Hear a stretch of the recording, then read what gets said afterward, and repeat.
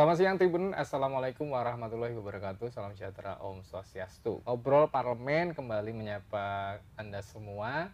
Kami siarkan secara live streaming di YouTube Tribun Jogja Official dan di Facebook Tribun Jogja. Dan di studio 52 Tribun Jogja sudah hadir bersama saya Yuda Kristiawan yang akan memandu jalannya ngobrol-ngobrol Parlemen kali ini. Ada yang pertama adalah Kepala Dinas Kebudayaan Daerah Istimewa Yogyakarta, Bu Budian Laksmi Pratiwi. Apa kabar, Bu? Baik, Sehat ya, Bu? alhamdulillah sehat. Ya. Selamat siang semua. Sudah sempat liburan? Belum ya? Oh ya sudah. Sudah. Lebaran ya? Lebaran aja.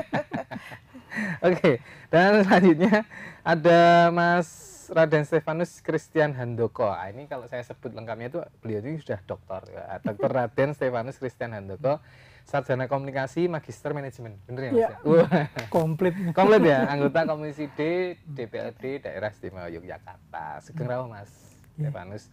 Dan ini saya udah beberapa kali ketemu dengan beliau-beliaunya di bahasan yang berbeda, dan kali ini kita akan ngomongin soal sumbu filosofi Yogyakarta menuju warisan dunia. Nah, ini temanya menarik karena kemudian kalau kita ngomongin soal Jogja yang istimewa ini, salah satu keistimewanya adalah yang kerap diperbincangkan dalam banyak bidang ya. Entah itu ontologi, epistemologi, atau aksiologi. Tapi sumbu filosofi gitu ya. Artinya ini kita punya keistimewaan. Kalau Kalimantan misalnya Khatulistiwa, kita punya sumbu filosofi yang kemudian erat kaitannya dengan historis Jogja. Langsung bergeser ke Mas Stefanus. Mas, ini kan ada rencana yang bagus dari teman-teman Dinas Kebudayaan tentu dengan support semua mitra kerja yang ada di situ ya. Yang kemudian ini didorong untuk menjadi warisan dunia. Kalau dari teman-teman sendiri seperti apa Mas bentuk supportnya untuk kemudian label ini nanti kemudian tanggung jawabnya kan besar ini. Kalau sudah dilabeli warisan budaya kayak batik dan misalnya yang lain itu, ini kan artinya sebenarnya tanggung jawabnya lebih besar nanti. Karena ini tidak main-main gitu, karena ini dilabeli oleh dunia bahwa ini warisan budaya yang dimiliki Jogja, yang kemudian implementasinya juga tidak dalam tulisan doang gitu, tapi di masyarakat pasti dilihat gitu kan. Bahkan suatu saat bisa dicabut lagi ketika itu tidak dianggap tidak sesuai gitu ya, Bu. Nah, seperti apa Mas Stefanus di teman-teman DPR? Jadi kalau kita melihat sejarahnya memang sudah cukup panjang ya. Jadi usaha terkait bagaimana kita mengangkat bahwa kita punya sumbu filosofi itu menjadi warisan dunia. Bukan hanya sekedar Yogyakarta, tidak hanya DIY, tidak hanya Indonesia, tapi bagaimana kita memandang bahwa peradaban kita, peradaban Jawa ini memang punya nilai value yang cukup tinggi gitu, dan bisa diangkat menjadi suatu warisan dunia gitu. Kalau kita ngelihat merefer kepada aturan-aturan dukungan secara regulasi, sebenarnya sudah sangat lumayan banyak Mas. Bahkan kalau kita ngelihat di undang-undang juga sudah ada muncul ya, tidak spesifik terhadap sumbu filosofinya, tapi kepada warisan budaya kita, budaya nasional gitu. Ada undang-undang terkait dengan cagar budaya. Di keistimewaan juga ada? Di keistimewaan, di Undang-Undang 13 2012 juga sangat jelas tercantum di pasal 7 ya, itu terkait dengan kebudayaan. Di situ ditekankan bagaimana kita harus menjaga terkait dengan aset kebudayaan yang kita punya. Tidak hanya seni tari, tidak hanya macam-macam, sampai dengan bangunan dan hasil yang lainnya gitu. Dan menurut saya dukungan dari pemerintah DIY dalam hal ini Pak Gubernur dan DPRD sudah mengarah ke hal yang sama sebenarnya. Sejak 2010 sampai sekarang kan cukup panjang ya. Dan aturan-aturan itu terus dikeluarkan untuk bagaimana kita bisa mendukung gerakan bahwa kebudayaan kita, warisan budaya kita juga diakui sampai ke level internasional. Dan kalau kita ngelihat sumbu filosofi salah satu yang sangat luar biasa Mas.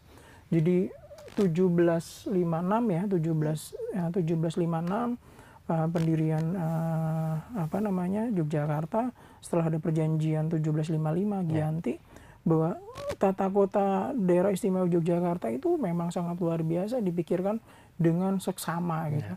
Bagaimana pengaturannya terkait dengan tadi disampaikan juga terkait dengan apa namanya mikro kosmosnya seperti apa, makronya seperti apa, hubungan antara bahkan sampai yang lebih kerennya itu ya Mas ya, sejak zaman dahulu sudah dipikirkan harmoninya antara sang pencipta, seorang pemimpin, bahkan rakyatnya, bagaimana kita bisa harmoni gitu. Kemudian terkait dengan pengelolaan sumber daya yang ada supaya bisa sustain juga dipikirkan. Makanya tadi ada istilah terkait dengan sangkan paraning dumadi, kemudian ada Hamamayu Hayuning Bawono, kemudian juga ada Manunggali Kaula Gusti gitu. Itu kan sebenarnya satu rangkaian yang bagaimana menjaga keharmonisan unsur yang ada di daerah istimewa Yogyakarta. Menurut saya di tahun seperti itu sudah ada konsep yang mengarah ke sana, kan berarti sudah peradaban kita, pengetahuan kita, kemudian pemikiran-pemikiran kita sudah sangat jauh maju gitu sejak zaman dulu sampai sekarang, dan kita terus berkembang. Tadi sampaikan bahwa generasi penerusnya juga terus menjaga dan mencoba untuk meneruskan pemikiran-pemikiran yang sangat luar biasa itu. Aku menambahin ya, tadi kalau di compare dengan tetangga sebelah, kayaknya agak kurang equal ya. Jadi kalau kita bicara mengenai sumbu filosofi yang kita bahas sekarang ini, perbandingannya adalah yang dipunyai oleh Perancis, Paris. Jadi dia punya sama seperti aksis juga, seperti garis imajiner juga, di mana di situ juga menghubungkan satu bangunan dengan bangunan yang lain dan memiliki sejarah panjang seperti sejarahnya Yogyakarta juga ya.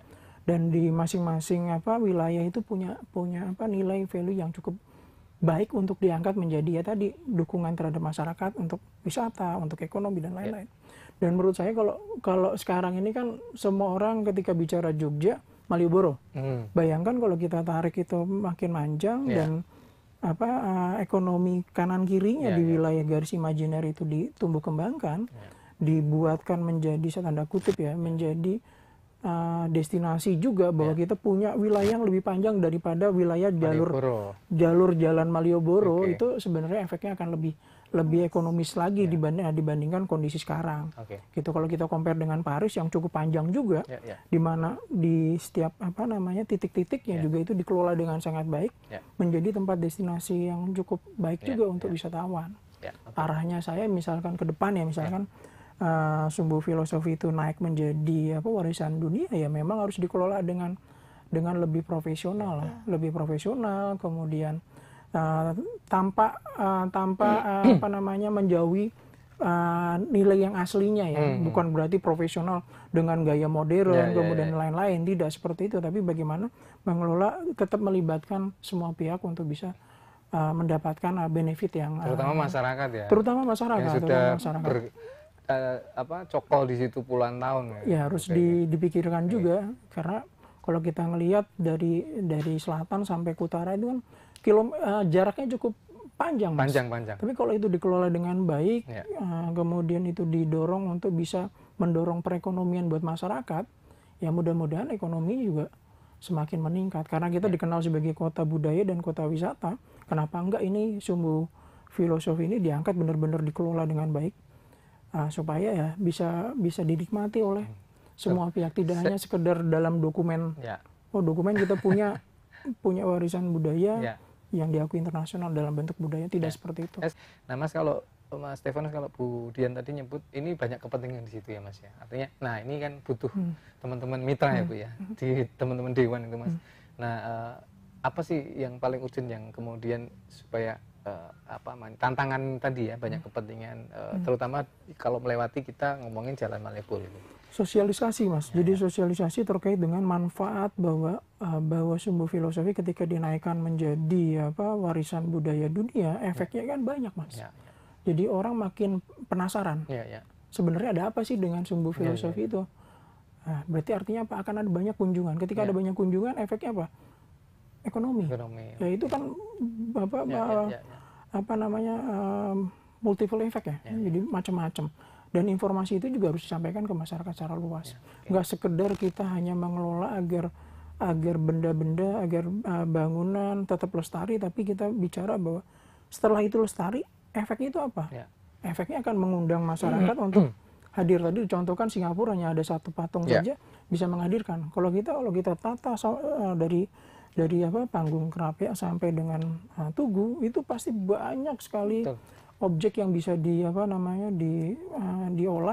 Di highlight ya. Iya, bisa Oke. diolah menjadi tempat yang layak untuk dikunjungi wisatawan. Tidak hanya Jalan Malioboro saja, Ya. tapi beberapa tempat. Saya yakin itu banyak sekali historical dari Krapia sampai ke keraton itu pasti banyak yang bangunan-bangunan yang memang layak untuk dikunjungi gitu. Dan itu kalau benar-benar bisa dikunjungi oleh wisatawan baik itu dalam dan luar negeri, efeknya ekonominya sangat luar biasa loh buat masyarakat sekitar. Supaya tidak tertitik di Malioboro saja. Iya. Artinya kita tidak bisa kemudian men-stop orang untuk jangan ke Malioboro, kan nggak bisa. Nggak bisa. Tapi minimal kita kasih alternatif yang itu bisa jadi perjalanan cukup panjang. Apalagi kalau membayangkan orang mau menyusuri Sumbu filosofi itu keren sekali nanti ya. Saya punya kebayang ada paket wisata yang menjelaskan itu Mas dari ujung selatan sampai utara gitu. Betul. Jadi tidak hanya bahwa Malioboro itu ya kalau ke Jogja Malioboro, tapi padahal kalau kita bicara mengenai sumbu filosofi, Malioboro itu kan hanya bagian kecil dari sumbu filosofi. Ada macam-macam ya. Ada Tugu, kemudian ada Panggung Krapia, ada keratonnya, bahkan Imogiri ya, makam-makam kerajaan, kemudian ada spot-spot yang mungkin juga bisa diangkat menjadi bagian dari sumbu filosofi itu. Mas, ini bantuan Dewan ini diperlukan sangat ini Mas. Nah, Budian tadi udah curhat Kalau jadi gimana? dari DPR terkait dengan memang karena fungsi karena fungsinya kan regulasi terkait dengan regulasi maupun anggaran sudah ke arah ke sana. Oke. Perda kita sudah nggak kurang-kurang ya. Perda itu ada 3. Sudah maksimal beliau. Sudah maksimal ya. 4 perda ya, 3 yang menyinggung terkait dengan bagaimana menjaga warisan budaya kita. Itu ada 3 atau 4 perda lah terkait itu. Jadi untuk payung hukum untuk penganggaran sudah cukup ya. Jadi biasanya kan orang bicara, Pak saya nggak bisa melakukan ini karena tidak ada payung hukumnya, tidak ada payung hukumnya. Sekarang kita sudah punya payung hukum bahkan dari undang-undang. Kemudian kita juga sudah pernah perdanya, pergubnya juga sudah bermunculan untuk implementasi. Jadi kita secara overall dari DPR terutama saya mendukung sekali supaya sumbu filosofi itu bisa menjadi warisan dunia. Dan yang tadi yang mungkin belum ditambahkan juga, UNESCO sudah datang ya 2022. Ya itu salah satu tahapan prosedur untuk kita ikut sidang, kita harus dinilai dulu. Mereka inspeksi ke sini ya. Jadi bulan Agustus 2022 kemarin mereka sudah mengirimkan penilai independen yang disebut dengan ICOMOS itu. Jadi terkait dengan Jogja, terkait dengan tata ruang, terkait dengan arsitektur dan lain-lain yang kelihatan di atas sudah sungguh luar biasa ya. Mas saya pernah mendapat informasi ternyata tata ruang di bawah tanah juga sangat luar biasa. Itu yang jadi misteri yang jarang diungkap ya. 1755 kita perjanjian itu kemudian mulai pembangunan 1756 sampai dengan saat ini. Dulu itu kita punya saluran air ya. Ini cuma intermezzo aja, kita perlu juga kasih tahu bahwa ada saluran bawah tanah gitu yang gorong-gorong ya bahasa sekarang ini. Itu masih terpakai loh, masih bisa terpakai. Dari Tegarrejo sampai dengan ke Keraton, ke Taman Sari, instalasi itu masih ada gitu loh. Dan punya semacam saringan kalau kita filter kalau zaman sekarang ya mungkin filter ya itu menggunakan teknologi konvensional zaman dulu, tapi ketika kita ngelihat tahu sumbernya seperti itu, di ujung air itu jadi jernih, berarti kan ada mekanisme yang luar biasa, teknologi. Jadi kalau kita ngelihat bahwa peradaban dulu ternyata sudah seperti itu. Jadi kalau itu juga diangkat bahwa Yogyakarta dulu sebagai kota yang sangat luar biasa, ya cocok lah kalau ini sumbu filosofi ini diakui oleh internasional gitu kan, bahwa kita punya warisan yang sangat luar biasa. Tidak hanya yang di atas tanah, tapi yang di bawah tanah itu sebenarnya juga banyak yang menarik Mas. Beberapa waktu yang lalu saya juga ngobrol sama Bu Dian. Bu, kayaknya ke depan saya akan bikin buku. Jadi tadi terkait dengan ada masyarakat yang ingin terlibat, kemudian memberikan masukan, sebenarnya monggo aja.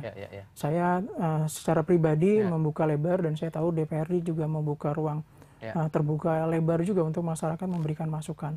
Jadi kalau teman-teman pengen ngobrol dengan saya, bisa jawil lewat sosmed saya ataupun langsung datang ke DPR, kita ngobrol-ngobrol terkait dengan sumbu filosofi.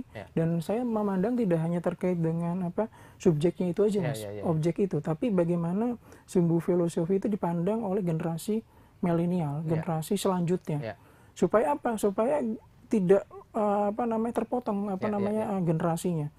Yang tua-tua memandang seperti ini, ya sudah. Kemudian padahal kita tahu bahwa generasi penerus inilah yang harus meneruskan. Seperti itu. Bagaimana mengenalkan sumbu filosofi ini dengan gaya, cara, dengan teknologi yang memang yang erat dengan anak-anak muda gitu. Benar, Mas. Saya tuh membayangkan gitu, kalau saudara atau anak saya ke Singapura itu pulang bawa ikonnya tadi ya. Sebenarnya saya satir tadi nyebutnya lion itu cukup tugu aja gitu. Itu udah mampu. Besok kalau orang Singapura ke sini itu kaosnya ya sumbu filosofi Jogja. Nah, ini kan bagian-bagian kecil tapi sebenarnya ini sangat penting ya. Supaya itu tadi literasi campaign untuk Jogja kan dikenal dengan anak muda kreatif ya kan. Ya kita harus mencoba mendorong sumbu filosofi itu juga melalui gaya, cara yang tidak kaku seharusnya. Government tentunya punya gaya style yang agak sedikit tanda kutip ya, kaku gitu. Ya mudah-mudahan sebagai anak muda generasi penerus itu bisa ikut terlibat dengan gaya yang visual gitu ya. Tadi contoh-contoh itu tadi kecil dibilang itu, kaos, tapi industri kreatif ya, industri kreatif karena yang dikembangkan. Serba itu, Bu. Gantungan kunci pun Merlin. Apa-apa Merlin. Why not kita bikin itu filosofi. Sumbu filosofi. Enggak hanya merchandise, mungkin aktivitas yang lain.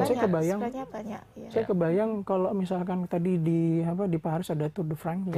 Sini tuh. Kenapa enggak sepedahan? Sepeda, lari. Sepeda lari tapi sumbu filosofi. Larinya tuh dari start. Yang kemarin Malioboro-an. Lari dari Panggung Krapia sampai Tugu. Sepedahan juga sama. Jadi nama sumbu filosofinya terus ya? Oh iya, terus. Malioboro-an ada, tapi ini sumbu filosofi Jogjaran. Semacam pokoknya itu. Semua serba itu gitu ya. Itu memang. Dan misalkan itu bisa dikonsep dengan lebih kekinian gitu ya kan. Rute-rutenya itu kan melalui titik-titik simpul-simpul lokasi budaya kan. Dan itu punya potensi pariwisata juga. Kenapa nggak dienggok-ge istilah aku tuh. Melayu suka kono enggok-ge gini. Ini juga terbranding juga. Ternyata di wilayah Bantul sana ada wilayah yang oke juga untuk didatangi. Melayu meneh, sampai titik mana, Melayu lagi, sampai langsung dinut Budian nanti. Kita tahun kemarin kita sudah uji coba Heritage Run itu. Cuma nanti kita akan coba branding lagi ke arah mungkin namanya filosofi. Langsung ya, Mas ya? Kalau menurut saya harus Merlin langsung. Merlin langsung, nggak ada Singapurnya malah. Orang Merlin tuh Singapura. Jadi, ketika dia pengen lari atau dia pengen sepedahan atau pengen yang lain, yang diingat sumbu filosofi. Kalau yang di Jogja yang api apa? Bukan Ambarukmo, bukan Merapi, bukan Heritage, tapi sumbu filosofi. Itu langsung mana sih? Kita dorong ke sana terus ya. Terima kasih Bu Dian dan Mas Stefan. Nggak kerasa. Makanya kita set supaya ada episode selanjutnya. Terima kasih, ini luar biasa kita. Ini bagian dari tadi ya Bu ya. Campaign untuk kita mensupport sumbu filosofi Yogyakarta. Terima kasih, ini dia ngobrol parlamen yang selalu ngomongin soal sumbu filosofi Yogyakarta yang akan menuju warisan budaya dunia. Semoga kita bisa melihat nanti efek positif dari upaya ini. Terima kasih sekali lagi untuk narasumber, dan kalau ada salah-salah kata saya Yuda Krisawan, mohon maaf mewakili tim kerabat kerja Tribun Jogja undur diri. Assalamualaikum warahmatullahi wabarakatuh. Salam sejahtera, Om Santi Santi. Matur suwun, selamat siang. Thank you.